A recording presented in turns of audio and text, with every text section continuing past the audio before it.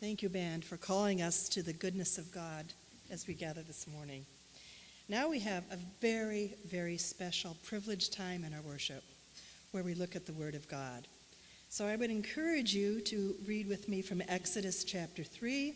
If you are using the Pew Bible, it's on page 56. We'll be speaking this morning of a God who is holy beyond words.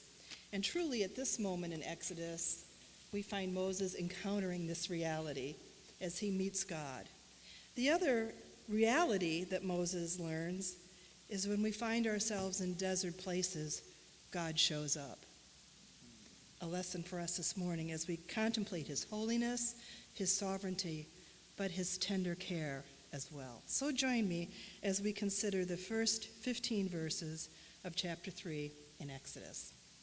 Hear the word of the Lord.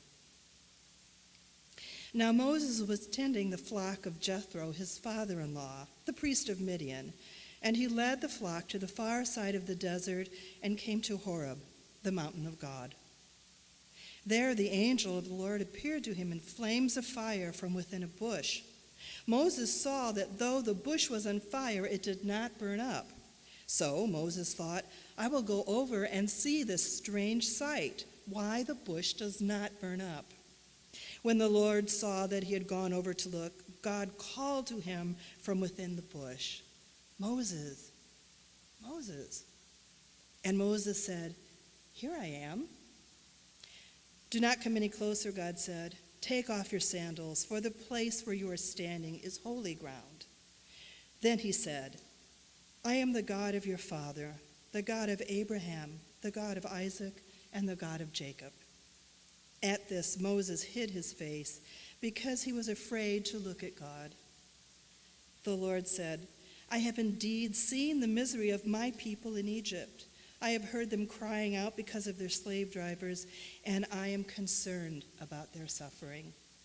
So I have come down to rescue them from the hand of the Egyptians and to bring them up out of that land into a good and spacious land, a land flowing with milk and honey, the home of the Canaanites, the Hittites, Amorites, Perizzites, Hivites, and Jebusites.